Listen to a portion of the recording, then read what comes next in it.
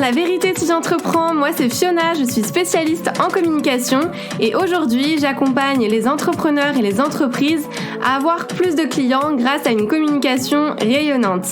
Chaque semaine, je vais vous partager des stratégies, des conseils concrets et facilement applicables autour du business en ligne, d'Instagram, de l'organisation, mais aussi mes réflexions plus personnelles et l'envers du décor de l'entrepreneuriat en toute vulnérabilité et sans aucun filtre. Si tout ça vous parle, alors bienvenue, vous êtes au bon endroit et maintenant c'est parti pour l'épisode étincelant du jour.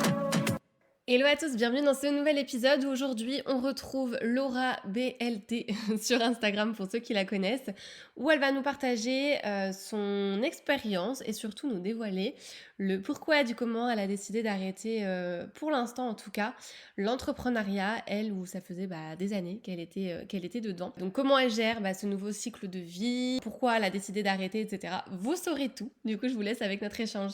Hello Laura, bienvenue dans La vérité si j'entreprends. Je suis ravie de te retrouver pour un épisode un petit peu spécial, puisqu'aujourd'hui on va parler de ta reconversion, mais du pourquoi, du comment t'as quitté l'entrepreneuriat. Donc j'ai hâte d'échanger avec toi. Écoute, merci à toi pour l'invitation. C'est toujours, ça me fait hyper plaisir d'en parler. C'est la première fois que j'en parle dans un podcast. J'en ai refusé plusieurs. Pas parce que je voulais pas le Oh. faire, ouais, pas parce que je voulais pas le faire, mais pour des questions de temps. Et puis, c'est vrai qu'au début, j'avais pas forcément beaucoup de choses à dire, beaucoup de recul.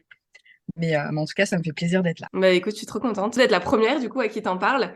Est-ce que pour commencer du coup cet épisode, tu pourrais te présenter pour les personnes qui te connaissent pas par rapport à ton ancienne activité? C'est vrai que moi je te connais parce que j'ai acheté en plus chez toi, mais pour les personnes qui te connaissent pas. Yes. Alors, je m'appelle Laura, j'ai 35 ans et j'ai été entrepreneur pendant pas mal d'années. En fait, ce que je faisais, donc j'étais formatrice en ligne. J'accompagnais les freelances, les entrepreneurs à imaginer, créer et vendre une formation en ligne et je faisais aussi du consulting en communication digitale. Euh, et j'ai décidé de fermer mon entreprise il y a quelques petits mois. Ouais, donc c'est encore très très récent. Ouais, Je sais que t'as pas, enfin si, t'as communiqué dessus, un mais on petit va peu. rentrer dans le vif du sujet. Pourquoi t'as décidé d'arrêter alors que, en tout cas sur le papier et d'un point de vue extérieur, on avait l'impression que pour toi ça fonctionnait bien, que tout était assez rodé, etc. Est-ce qu'il y a eu un élément déclencheur? Voilà, est-ce que tu peux revenir un petit peu sur ça? Ouais, c'est drôle parce que du coup, quand je l'ai annoncé, forcément, beaucoup de personnes ont réagi, ce qui est totalement normal. Et beaucoup m'ont dit, mais on avait l'impression que ça fonctionnait bien. Enfin, et on avait l'impression aussi, j'ai eu que tu aimais ce que tu faisais. Et les deux sont OK. Alors, je vais t'expliquer chronologiquement comment ça s'est passé. En fait, début 2022, j'ai commencé l'année, donc 2021 était ma meilleure année en termes de chiffre d'affaires, de rentabilité, tu vois, j'ai passé une très belle année 2021 et je commence l'année 2022, je ne sais pas pourquoi, avec une boule au ventre. Je ne sais pas t'expliquer pourquoi, enfin vraiment c'est le corps qui a commencé à réagir et il faut savoir que moi je fais beaucoup de journaling. Je ne sais pas si vous écrivez vous au quotidien, mais je vous conseille de le faire parce que ça laisse une traçabilité de comment vous vous sentez dans votre quotidien et dans votre vie d'entrepreneur. Et donc moi, je fais ça depuis des années. Et en 2022, je commençais à écrire que tout allait bien, mais bizarrement, je me sentais un petit peu moins alignée, un petit peu moins en forme, beaucoup plus fatiguée, une espèce de boule au ventre, etc. Début 2022, je prends la décision d'ouvrir un organisme de formation. J'étais persuadée que ce que je voulais, c'était d'avoir un gros organisme de formation avec des salariés, avec vraiment une grosse structure. J'avais déjà joué des bureaux. Donc voilà, j'allais vraiment dans cette direction-là. Et plus j'avançais dans mon année 2022 et moins je me sentais alignée, plus je sentais que mon corps voulait me dire quelque chose. Mais en fait, quand tu es lancé, que tu prends pas de recul, que tu sens qu'il faut que tu avances, que tu fonces, etc., bah, tu prends pas le temps de t'écouter et de comprendre pourquoi est-ce que ton corps essaye de te ralentir. Et en fait, ça a été ça tout au long de l'année 2022. Je me suis battue, mais vraiment, et je comprenais pas ce qui se passait. Donc voilà, l'année avance, tout se passe très bien. Et puis, je pars un mois en Espagne en septembre. Et, euh, et donc, je ralentis forcément un petit peu le rythme. Et je fais ça tous les ans. Et en rentrant d'Espagne, je n'y arrive plus.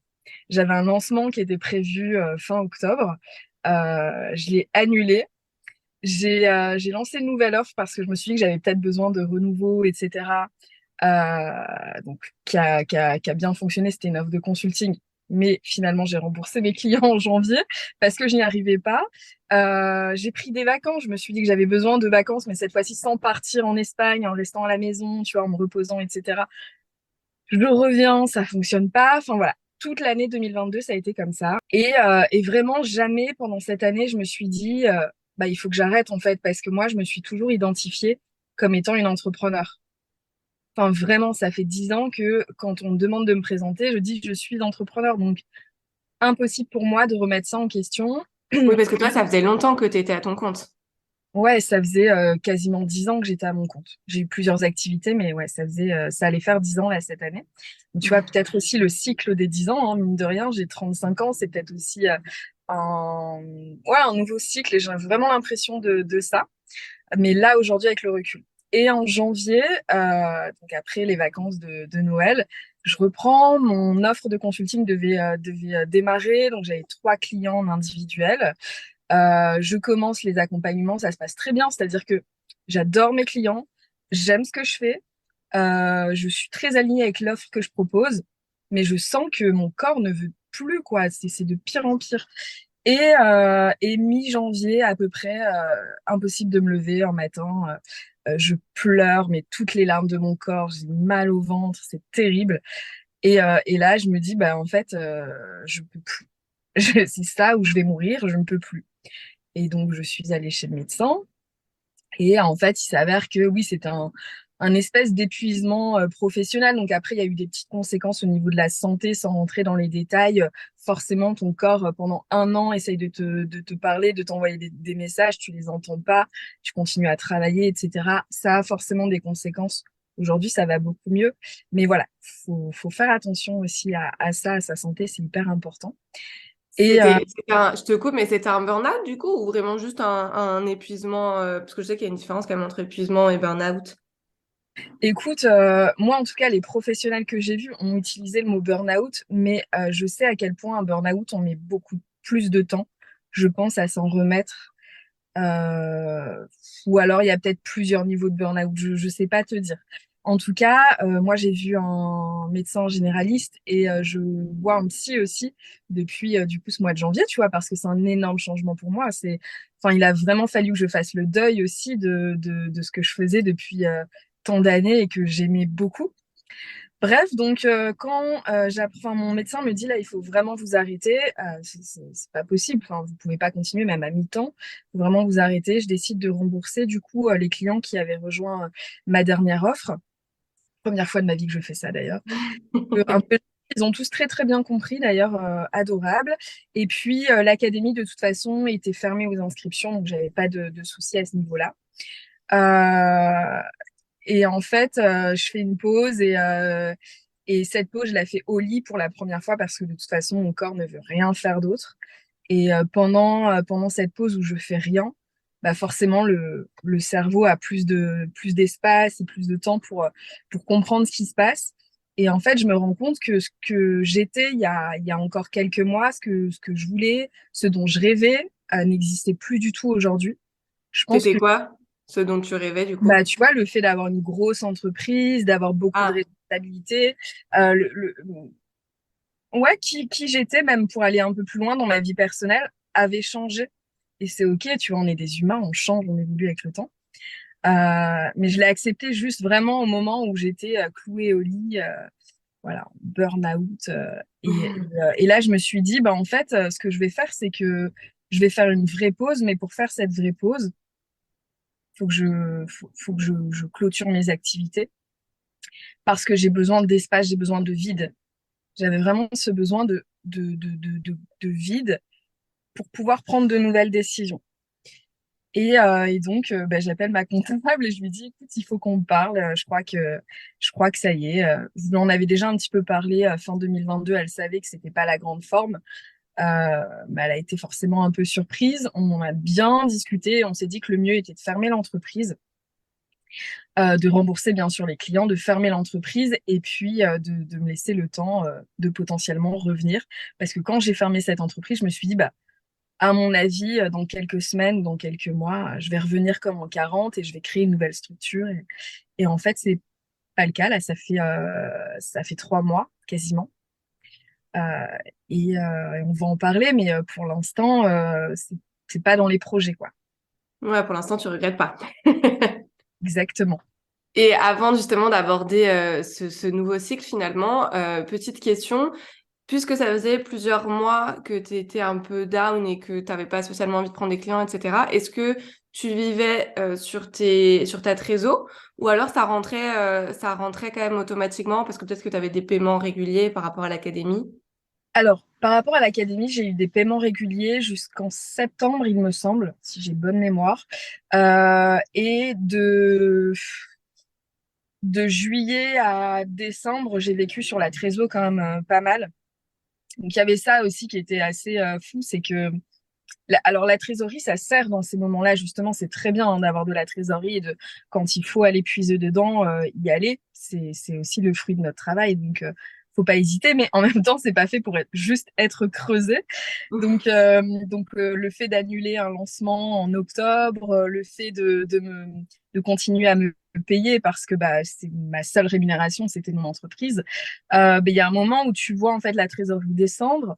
Et ça m'inquiétait aussi parce que moi, j'ai eu pour habitude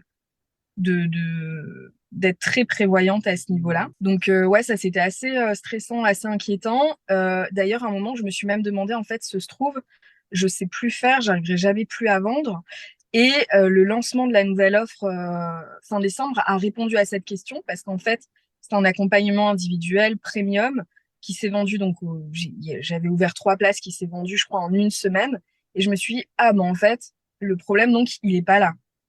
Ouais. Donc, ça m'a rassurée. Et en même temps, je me suis dit, mais le truc, c'est que si le problème n'est pas là, c'est peut-être même encore un peu plus grave parce que, tu vois, c'est terrible, quoi. Et j'ai eu la confirmation. Et du coup, quand tu as décidé vraiment d'arrêter ton entreprise, qu'est-ce qui s'est passé? Est-ce que tu t'es dit que tu allais reprendre un travail, que tu allais reprendre tes études? Comment ça a été un peu ce cheminement pour toi? Alors, au début, la première décision de fermer, elle était vraiment sans aucun plan derrière. Comme je te dis, l'objectif, c'était juste d'avoir un immense vide devant moi, de, de, de, de, de pouvoir me sentir libre, d'avoir le temps de comprendre ce que je voulais, de comprendre aussi ce qui s'était passé, parce que vraiment, ça, c'était un travail de tous les jours. Ouais. Et puis, j'ai peut-être décidé de reprendre un travail 2 ou 3 semaines après, quand même, parce qu'en fait, je suis hyper active. C'est hyper dur pour moi de rester plusieurs mois à rien faire, voilà. Euh, et en fait, l'objectif, c'était de trouver un travail transition. Je voulais un CDD, un CDI, peu importe, mais je voulais un travail qui me permette de découvrir d'autres choses, de rencontrer de nouvelles personnes, de pas rester non plus trop longtemps à rien faire parce que ça me plaisait pas forcément. Et puis bah, d'être rémunérée parce que du coup la trésorerie ayant comme ça dégraissé, tu vois, depuis plus de 6 mois, il y a un moment où ça me rémunérera pas pendant des mois. Enfin donc Oui, bah oui.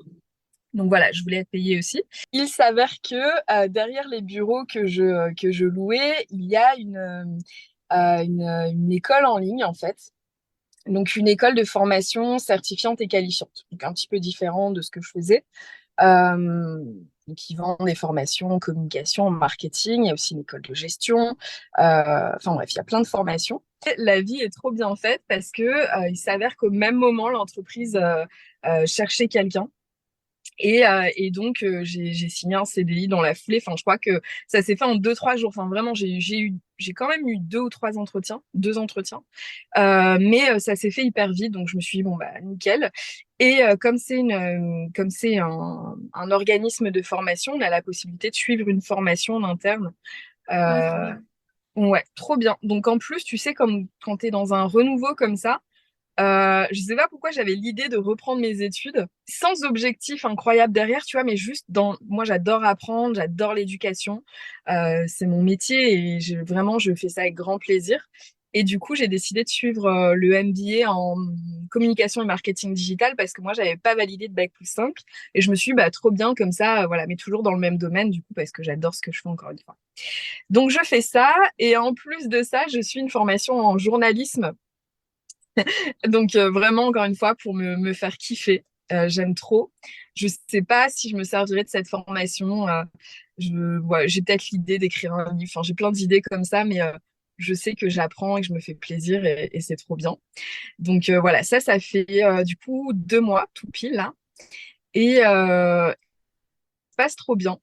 Mais la suite est encore hyper incertaine. Enfin, vraiment, je me laisse, tu vois, je me laisse vivre. Et c'est la première fois de ma vie que je fais les choses sans réel objectif bien défini. Et ben, ça fait du bien. Ouais, bah ouais, j'imagine. Et justement, j'allais te demander comment tu gères ce nouveau cycle de vie sans avoir à toujours documenter ce que tu fais, sans avoir à toujours communiquer encore et encore, à pas être finalement dans le toujours plus parce que c'est un petit peu ce qu'on fait et ce qu'on est quand on est entrepreneur. Donc, comment toi, tu l'as senti ce changement finalement? Ouais. Alors, déjà, enfin, je veux vraiment quand même dire que je suis pas en train de dire que tous les entrepreneurs devraient fermer demain Oui. et reprendre un travail en tant que salarié et reprendre les études. Enfin, je pense qu'on est tous différents. Moi, c'est vrai que j'ai cette personnalité qui fait que j'en veux toujours plus. Et donc, en étant entrepreneur, je suis rentrée dans ce truc-là de, parfois c'était sain parce que je faisais quand même attention, mais en fait, naturellement, j'allais quand même chercher toujours de nouveaux objectifs. Et je me suis un peu épuisée de ça. Donc aujourd'hui, ça me fait du bien. J'ai quand même, tu le vois, en fait, j'ai quand même rebondi très vite parce que c'est dans ma personnalité. Donc je suis quand même un peu, tu vois, certaines personnes pourraient dire, bah, t'es encore dans le toujours plus parce que tu suis, enfin, t'as repris tes études, tu travailles, tu fais plein de choses, t'as des projets, etc. Donc j'ai quand même, moi, ce besoin d'avoir des objectifs. Maintenant, c'est des objectifs qui sont différents. Et moi, je crois que c'est de ça dont j'avais besoin. C'est pas de faire moins, mais c'est de faire des choses qui répondent à un nouveau besoin que j'ai aujourd'hui à 35 ans, que j'avais peut-être pas à 33 ans, tu vois. Et ce besoin, c'est un besoin de plus de liberté, de plus de sérénité, de plus de laisser aller aussi, d'intuition, de faire les choses sans, sans trop de responsabilité non plus, parce qu'au final, aujourd'hui, j'en ai beaucoup moins, et ça fait du bien aussi. Oui, et comment justement, parce que je sais que ce qui revient beaucoup dans les difficultés, entre gros guillemets, entrepreneuriales, c'est cette notion d'avoir du mal à couper, tu sais, par exemple, le week-end, la soirée, etc., de déconnecter par rapport à son business. Est-ce que toi, du coup, tu gardes un petit peu ce schéma justement où tu vas peut-être continuer à travailler ou alors à faire tes études à côté et du coup, bah, finalement, t'as jamais le cerveau sur off ou alors t'as vraiment bien intégré ça et t'arrives plus à retrouver un équilibre vie pro, vie perso? Ouais, bah, tu vois, en plus, bizarrement, ça, je le mettais déjà en place en tant qu'entrepreneur, parce que le fait d'avoir des bureaux, ça me permettait le soir de vraiment couper, puisque de toute façon, toutes mes affaires étaient au bureau, etc.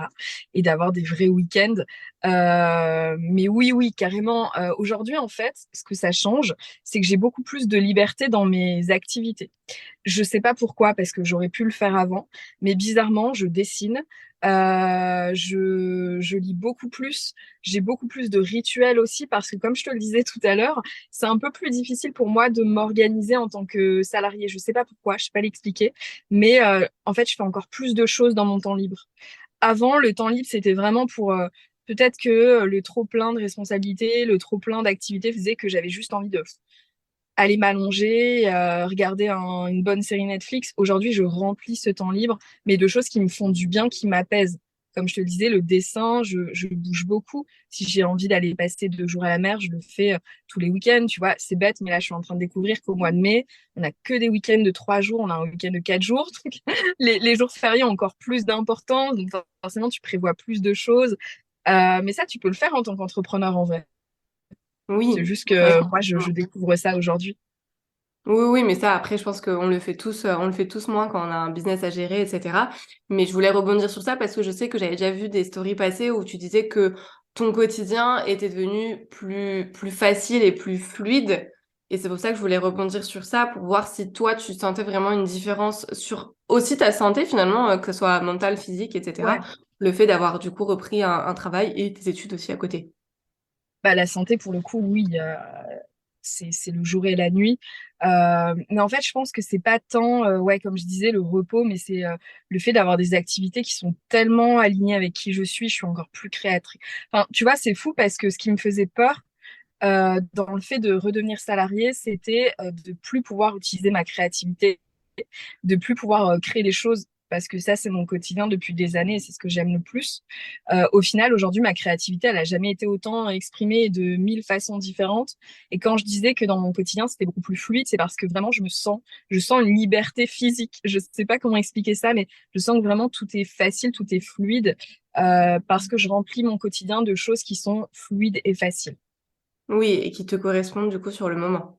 et qui me correspondent sur le moment. Et j'ai surtout pas le discours non plus de dire je changerai jamais d'avis parce qu'en vrai, ce que je suis en train d'expérimenter en ce moment, ce que je suis en train d'apprendre, et je trouve que c'est ça qui est intéressant dans le partage que je fais, c'est que je suis en train d'enfin accepter à 35 ans que tout peut changer et très vite. Ça veut dire que peut-être que dans un mois, je te dirais, je crée un truc énorme. Enfin, voilà, je me laisse le droit de changer, de vivre l'instant présent et d'accepter qui je suis au moment où je dis qui je suis. Tu vois ce que je veux dire? Ouais, ouais, bien sûr. C'est important de rappeler qu'en fait, c'est OK le changement et que j'ai envie de dire que c'est même parfois nécessaire pour après savoir exactement ce que tu veux. Et j'avais une question par rapport à ça, peut-être qu'on pourra parler de tes futurs projets, etc. Mais je sais que peut-être des personnes se posent cette question. Est-ce que tu t'es dit que l'entrepreneuriat n'était pas fait pour toi, à un moment ou un autre, ou pas du tout? Pas du tout. Pas du tout. Et je regrette aucune de mes années d'entrepreneur. Vraiment, enfin, non. Je pense que d'ailleurs, je suis plus faite pour être entrepreneur que salarié, en vrai de vrai. Mais je crois que c'est un besoin, c'est une transition, c'est un cycle, t'appelles ça comme tu veux, parce que je suis pas professionnelle là-dedans. Mais en tout cas, c'est un besoin qui s'est présenté à moi, tu vois. Et plutôt que de le subir et de mal vivre les choses et de continuer à me battre alors que ma santé commençait à en pâtir, bah, j'ai décidé d'accepter et d'un seul coup, les choses se sont passées et hyper facilement, quoi. Et c'est Oui, tu as eu tellement des agréable. opportunités qui se sont ouvertes. C'est vrai que trouver un job en 2, 3 jours, je pense que c'est pas donné à tout le monde. Non, mais en fait, je pense que c'est pas lié à moi, à ma surmotivation, ou je pense que vraiment le moment, enfin, tu vois, c'est fou comme le corset, quoi.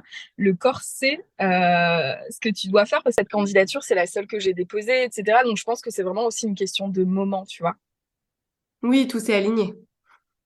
Tout s'est aligné du jour au lendemain. Mais par contre, je suis vraiment passée par des semaines, mais tellement difficiles parce que quand tu sais pas ce qui est en train de t'arriver, tu comprends pas, tu essayes de te battre, enfin, vraiment, c'est douloureux, quoi. Ouais, c'est ce que j'allais te demander. Comment tu t'es sentie à l'idée d'arrêter? Est-ce que tu as eu cette notion d'échec? Parce que je sais qu'il y en a qui peuvent voir aussi ça comme un échec finalement. Ouais. Est-ce que toi, c'est ce que tu as ressenti ou alors pas du tout parce que tu sais que justement tu allais rebondir et que c'est pas un point final non plus à cette aventure? Bah, non, non, je l'ai vraiment vécu comme, en fait, je l'ai vécu comme un échec jusqu'au moment où j'ai commencé à prendre des décisions et que je me suis rendu compte en fait, c'était plus agréable et plus aligné, que plein de bonnes nouvelles commençaient à s'enchaîner, etc. Je me suis dit, OK, c'est ce qu'il fallait faire. Mais avant ça, j'ai vraiment vécu ça comme aussi un échec. Donc, j'en veux pas aux personnes qui se disent, oh, elle a fermé son entreprise, mince, c'est dommage, parce que je les comprends et c'est ce que je me suis dit pendant des mois et des mois. J'ai lutté vraiment, je me suis dit, je peux pas en arriver là, tout ça pour ça, c'est impossible. J'ai beaucoup, enfin, je travaillais énormément, hein, donc c'était certainement pas dans l'objectif de fermer cette boîte au bout de presque 4 ans, parce que ça faisait presque 4 ans que j'avais cette entreprise de formation en ligne. Et en fait, oui, tu te dis, mais c'est terrible, c'est un échec, je m'en remettrai jamais. Et en fait, entre ce qu'on pense et ce qui est la réalité, il y a parfois un gros delta et c'est ce qui s'est passé. Parce qu'au final, c'est enfin, jusqu'à aujourd'hui en tout cas, l'une de mes plus grosses réussites qui vient de se passer. Oui, toi tu le vois de toute façon comme une réussite parce que Là, aujourd'hui, oui. oui, parce que c'est que Mais, du positif finalement. mais en janvier, enfin début janvier, si tu m'avais demandé, je t'aurais dit, mais je suis à terre, je ne m'en remettrai jamais, quoi. Oui, après, je pense que c'est normal, il faut savoir prendre du recul. Il y a cette partie où tu vas te remettre en question, etc., etc. Et quand tu as passé ça, je pense que c'est plus facile, encore une fois, je mets des guillemets, mais de relativiser. Oui, complètement, complètement. Et est-ce que tu as une idée justement sur tes futurs projets? Tu disais que t'es pas fermé à reprendre quelque chose ou après, etc. Là, pour l'instant, tu te laisses vivre. Est-ce que si tu reviens parmi nous dans l'entrepreneuriat, très bizarre dit comme ça, tu sais déjà ce que t'aimerais faire? Est-ce que ça serait dans le même secteur ou rien à voir? Alors, j'ai plein d'envies en ce moment. Donc, je me laisse aussi le temps parce que l'idée, c'est pas de précipiter les Bien choses. sûr. Euh, j'ai envie d'écrire un livre. Donc là, c'est plus un projet personnel parce qu'en vrai, on sait qu'avec un livre, on fait pas des trucs incroyables. Mais j'ai vraiment envie d'écrire. J'écris beaucoup. J'ai toujours beaucoup écrit et là encore plus. Donc, écrire un livre, ce serait un projet, on va dire, moyen terme. Ensuite, en termes de création d'entreprise, j'ai des vagues idées, mais je me laisse le temps. Enfin, tu vois, j'ai un peu l'impression que la prochaine entreprise que je vais créer sera peut-être l'entreprise de mes 40 ans. Enfin, clairement, c'est pas pour tout de suite. En revanche, le freelancing me reparle et m'intéresse. Moi, j'ai été freelance pendant quasiment 3 ans à mes tout débuts. Et ça me parle un peu en ce moment. Et je trouve ça fou et je le documenterai parce que, enfin, voilà, si je fais ça un jour, je le documenterai parce que, en fait, pour moi, la logique des choses, et j'ai beaucoup communiqué là-dessus, c'était commence par être freelance, puis ensuite créer une vraie entreprise avec une vraie marque, etc.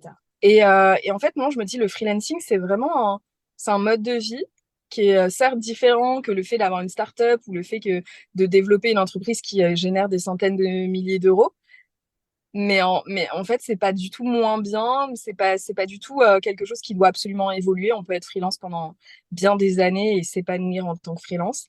Donc ça me botterait bien dans la communication digitale, du coup. Et je suis un peu en pourparlers pour ça. À côté, du coup, de ton Ouais, taf, tes études, ouais, etc.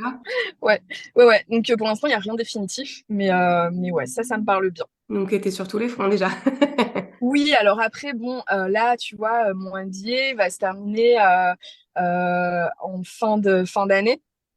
La formation de journalisme, elle se termine cet été. Enfin voilà, il y a aussi des choses qui vont se libérer, tu vois, avec les mois. Oui, oui. Donc, ok, tu gardes un pied quand même finalement dans l'entrepreneuriat. En tout cas, t'es pas très très loin, quoi. C'est pas un... C'est pas un adieu. Voilà. Il y en a qui voyaient ça peut-être comme un changement, tu sais, radical, alors que finalement, c'est juste une transition. De toute façon, il y a rien il y a rien de radical. Comme je te disais tout à l'heure, ce que je suis en train d'apprendre, c'est que tout peut changer très vite et que c'est OK. Alors l'idée, c'est pas de changer de métier tous les 2 mois, hein, pas du tout. C'est de continuer à faire ce que je fais avec plaisir. Mais voilà, d'aller là où j'ai envie d'aller, et de m'épanouir comme ça. J'ai vraiment cette envie d'avoir plusieurs projets. Euh, ce qui n'était pas du tout le cas avant. Enfin, je sais pas si tu te souviens, mais moi j'avais un seul produit pendant des années. J'étais très focus. Mais là aujourd'hui c'est différent. J'ai envie d'avoir plusieurs projets, de peut-être moins me prendre au sérieux si voilà. Ouais, tu t'écoutes beaucoup plus. Oui. Je pense que de toute façon, cette expérience pourra que te servir justement pour ça.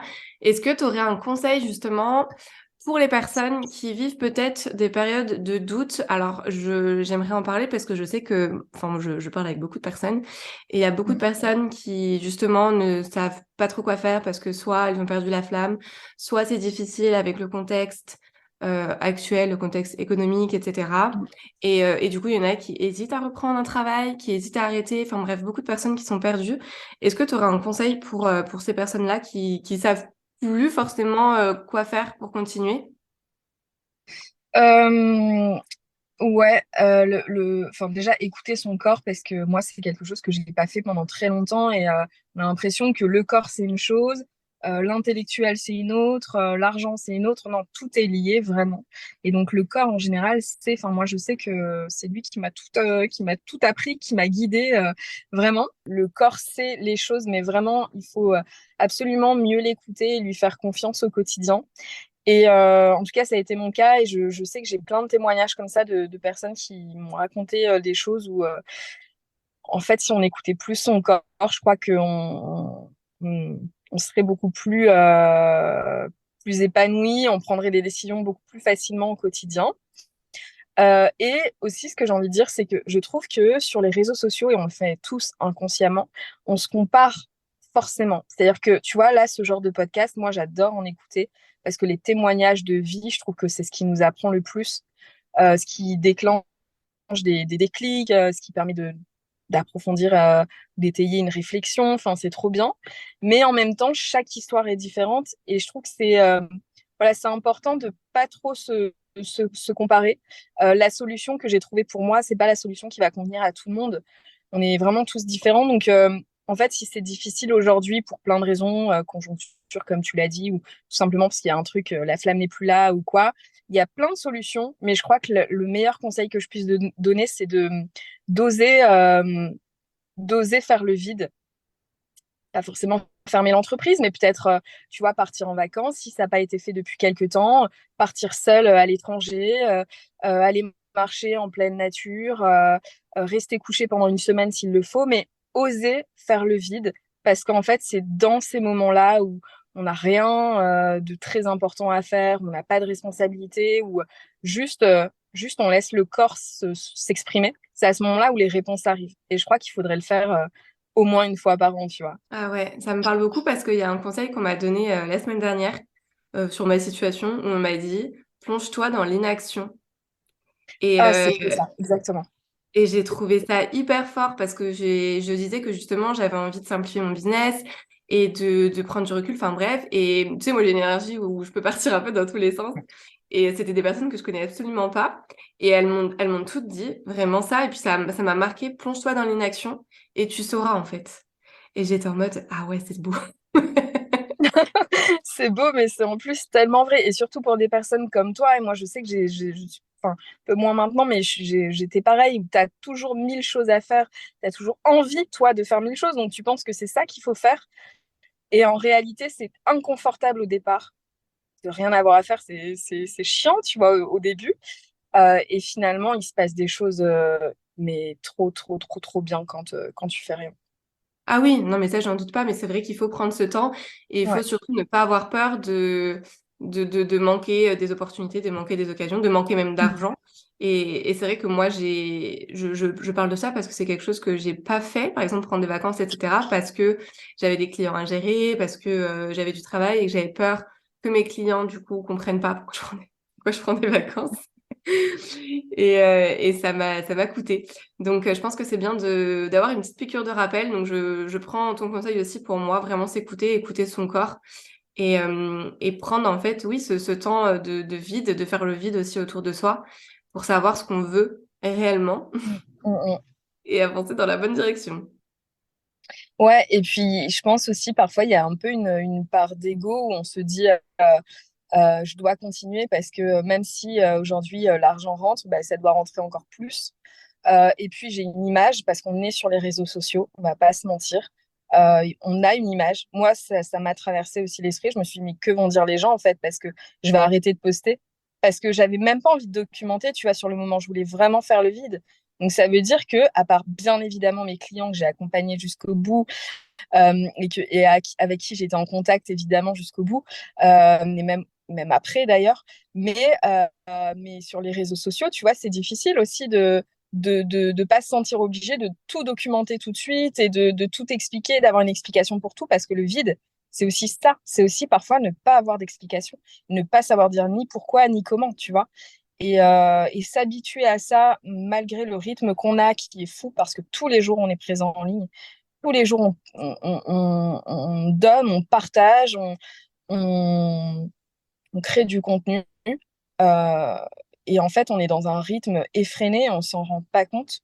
Donc peut-être commencer à instaurer des vraies pauses avec un vrai vide et sans se sentir obligé de l'expliquer, à part bien évidemment à ses clients, ça c'est normal, bah, ça fait du bien. Ouais, prendre ce temps pour soi, encore une fois. Mm, On revient à nous. c'est clair. Merci beaucoup Laura pour ce partage. J'allais te dire où est-ce qu'on peut te retrouver, mais toujours sur ton compte Insta, même si tu documentes pas tout.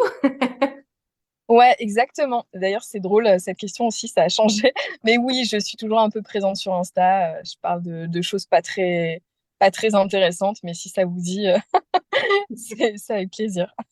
Je mettrai de toute façon ton lien en description. Merci encore. J'espère que ça rassurera aussi peut-être d'autres personnes qui passent par là, parce que je pense qu'on passe tous au moins une fois par là dans notre aventure entrepreneuriale et j'espère que voilà, ça pourra aider les personnes. Avec plaisir, et puis merci à toi pour l'invitation en tout cas.